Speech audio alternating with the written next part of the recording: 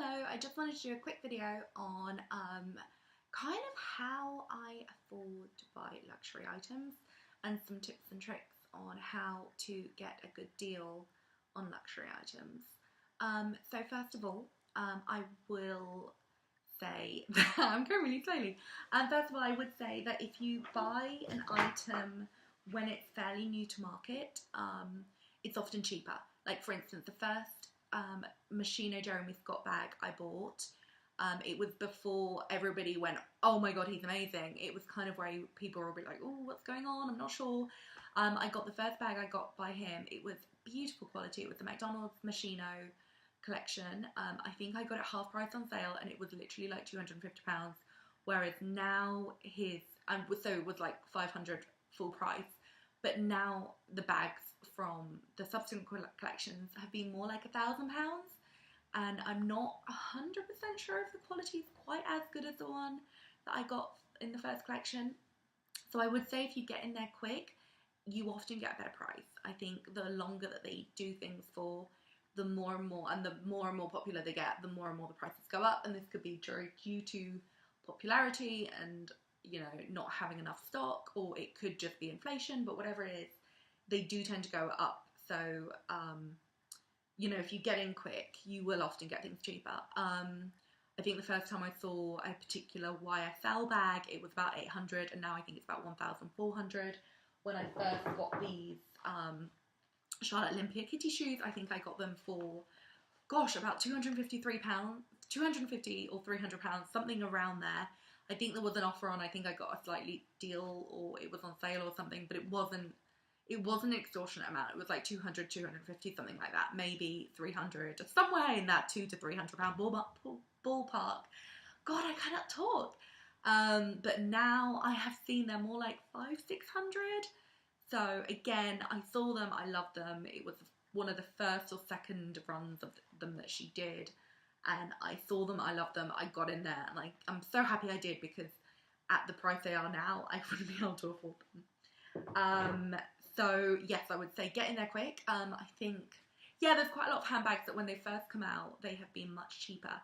And then as they've continued to do them throughout the seasons, they've gone up and up and up and up. So for instance, the Chanel bags have gone up quite a lot in recent years.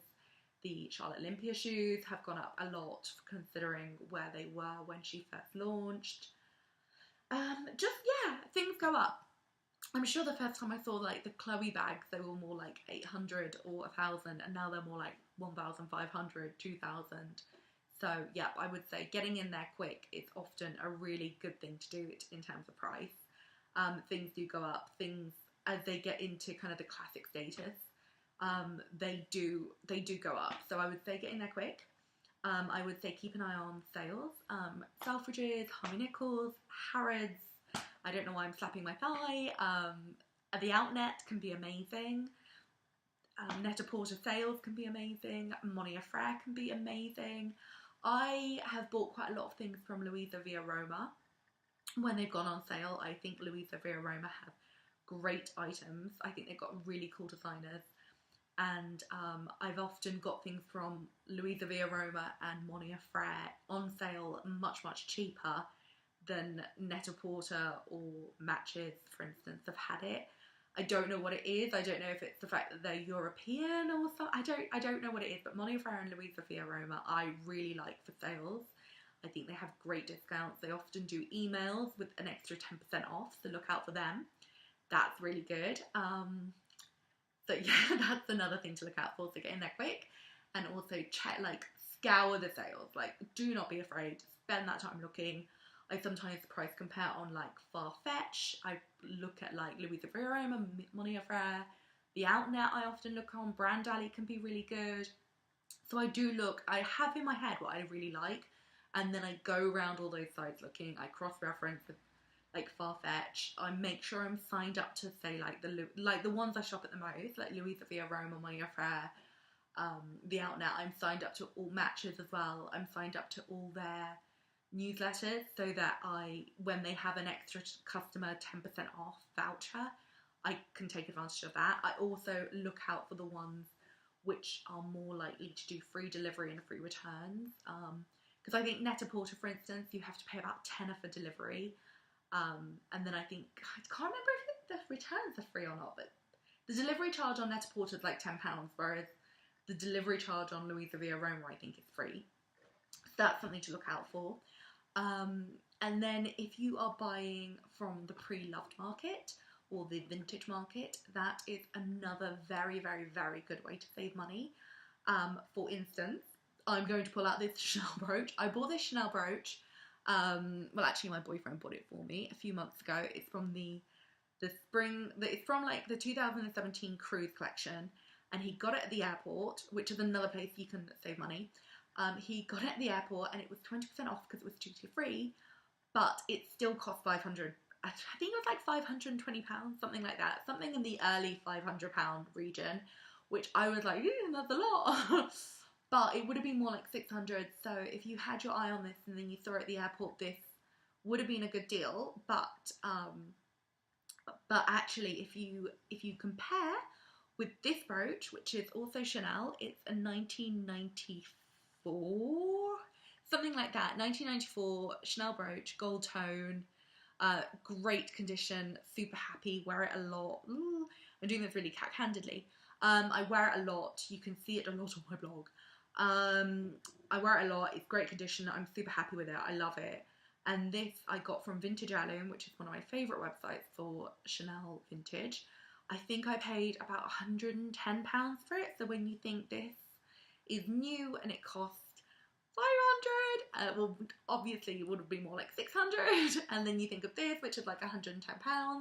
It still looks great. It looks like a classic Chanel brooch because it is, but it's vintage and it was pre-loved and it's 100% authentic because it has an authenticity with it, as all her stuff does, whereas this is 600. So if you want to go for the vintage and you find those classic pieces, like a kind of a classic flat bag, which is vintage, you can save a lot of money on that. I did that recently with the Chanel, the canvas tote bag. In the shops at the moment, they're about 3,500, and I got mine again from Vintage Heirloom. I shop there a lot, and I think I paid like 1,100 for it, 1,300, something like that. So, or maybe 1,500. Like it was, anyway, whatever it was so much cheaper than it would have been now. So I think if you can find the pieces that you love, which are classic, and you can get the vintage version, you can save a lot of money. And also, kind of, I think it feels quite special to get something vintage because there are slight design changes that happen, and you know, Chanel were big back then and they're big now, and they're still big because they were awesome then and they're awesome now. So it's quite nice having those slightly rarer pieces which no one else can get. And then when people say to you, oh, I love that, and you can go, yeah, it's vintage Chanel, you can't get one. So I quite like that, and it's also a really good way to save money. I mean, 110, 115, 500. I mean, the price difference is crazy. As I mentioned, although I was flagging this one off, I actually love this one. But if you shop at the airport, you can, if you're travelling long haul, you have to be travelling long haul, but if you're travelling long haul, you can get duty-free prices. So I think Heathrow Terminal 5, for instance, is really good. They have a Hermes there, they have a Burberry there, they have a Chanel there, they have, what else do they have? They have loads there. Like, I feel like they have a Celine, a Gucci, they have loads and loads and loads. They often don't do the classic items, like you can't get their black classic Chanel flat bag because it's a classic item, and they have more seasonal pieces. But if you want like the boy bag, if you want the wok, if you want the flat bag in say pink, you will be able to get it there, and you will be able to get it for 20% less, which I think is amazing if that's the item that you've been after. Again, if you want like the new Gucci bag, you can often get it like 20% off at the airport, which is a really amazing saving if you're planning on buying anywhere. And if it's like a £3 bag, you're talking like a £600 saving, and that really helps.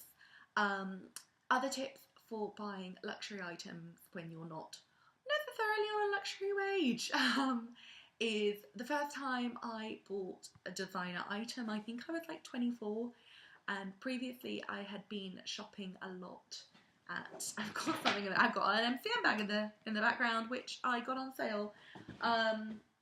Yeah, so the first time I kind of bought a luxury item, I thought I was being like so frivolous, and I was so like, oh my god, what am I doing? I'm spending like £400 on a handbag, which kind of like almost like 10 years ago or something was actually a lot of money.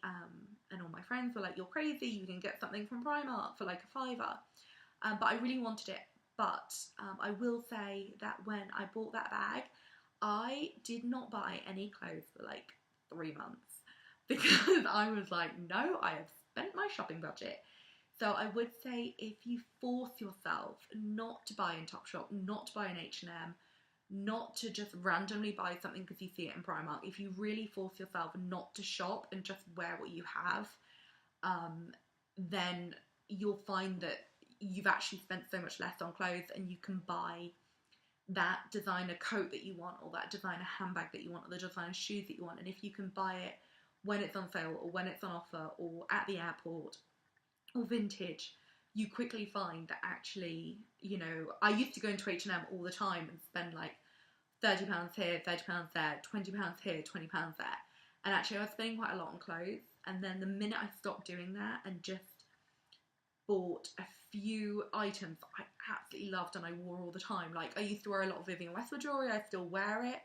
It still looks great, I'm still super happy with it. But like the minute I started wearing that, suddenly my black dress, which I was like, this old black dress, I've worn it loads of times. Suddenly when I put that brooch on, I felt really special in my black dress. So the little pieces that I bought that were luxury made me feel really happy with my clothes that I'd had for a while.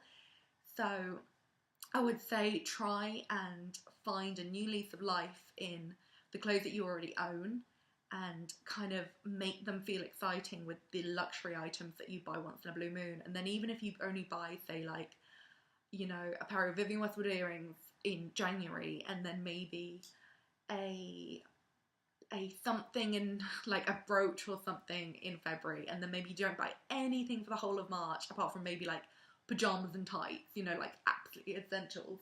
And then maybe like in April you buy like, I don't know, like a Chanel brooch or a pair of Charlotte Olympia shoes. Like actually you're buying way less, but you're probably spending about the same amount of money. So that would be my tip, to really try and curb what you spend on the high street and try and focus that money on things that you are literally obsessed with from designer stores. And that is a good way of doing it. Like my friend always says to me like, oh, how can you afford to buy it? And I'm like, well, actually I spend less money on clothes than you do. It's just you go to Primark every week and you spend so much money on loads of stuff, and then you always tell me, oh, I've only worn that jumper once, I've only worn that jumper twice, I've only worn that dress once, oh, I've never worn that, it's still got the tags on. But I don't have that. I don't have a wardrobe full of things I've never worn, and it's because I'm super careful with what I buy so that I can buy the luxury items that I want. I wouldn't say I spend any more money than any of my friends. I would just say that I put it towards a lot less, and I rewear a lot of the same dresses, and I kind of chop and change. And even if you look at my blog, you can see that I wear a lot of the same items but style them up differently. So that's another really good way of buying luxury. And yeah, I think that's about it. I think just like, yeah, just really consider what you buy. Try not to just frivolously shop on the high street. I'm giving myself total cramp here. Yeah, try to be careful with what you buy. Try not to shop too much on the high street. Try not to be lured in by Primark and things that you don't need. Really consider, do you need this before you buy it? Airport duty free is a really good one. Sale shopping is a really good one. Selling your old items that you actually were mistake purchases, sell them on eBay, because that really will help free up cash, and then you can kind of convert that into something that you truly love. Like I got loads of like high street watches that I didn't want, like kind of like things like Michael Kors watches, and I never actually wear them. So, you know, you sell them on eBay, you might get £100. You can put £100 towards like a Vivienne Westwood necklace if you so wish. So, or like a McQueen scarf that you want. You know, you can trade in things that you have for things that you want, using something like eBay or Depop, or I don't know, just like places where people sell stuff. Yeah, airport, buying vintage, that is good. Yeah, I hope that help. And also in London there are kind of like places called like there's Bang Bang, like clothing exchanges which deal in designer clothes, which are like secondhand, and everything's authentic, everything's secondhand or pre-loved, and that can be a really good place to buy and also sell your old clothes too. But yeah, like I personally, I'm not on much money. When I started buying designer stuff, I wasn't on much money. Oh, and also if you have a friend who works for a brand that you love or works for a department store, they will get stuff discount. You can always speak to them and say, oh, hey, I'd really love to buy this. Could you buy this for me with your staff discount? That can be really good as well. Like you can often get like good 30-40% off items, which is amazing too. So don't be afraid to don't be afraid to work your friends' discounts. That's a really good way to shop too. But yeah, I hope that's of help. Like I say, I'm not on crazy amounts of money. I haven't been on crazy amounts of money like for a very long time. Even when I worked in fashion, I wasn't on much money then. But you know, there are ways that you can kind of build your collection. And also you need to remember that, like, you know, there are things that I bought like 8-10 years ago that I'm still wearing now and I still love now. Like, you know, I did a review of a necklace the other day, a Chanel necklace, and I kind of said, you know, 4 years on, this is what it looks like. And actually I was like, wow, I've had 4 years of wear out of this necklace. That's amazing, you know, price per wear, that's incredible. So yeah, remember that when you're buying things like which are designer, they are kind of better quality, you will take care of them, you will love them. And actually you're buying them for the long haul. Price per wear, I'm at price per wear. Yeah, I hope that's of help. I never want people to think I'm just like showing off about money, because I'm really not, because I don't have any. But I hope that helps. And you know, it's all about the way you think about shopping, and yeah, and just enjoy it and love it and wear it and just buy less and but buy more carefully. I hope that's of help. Thank you. Bye.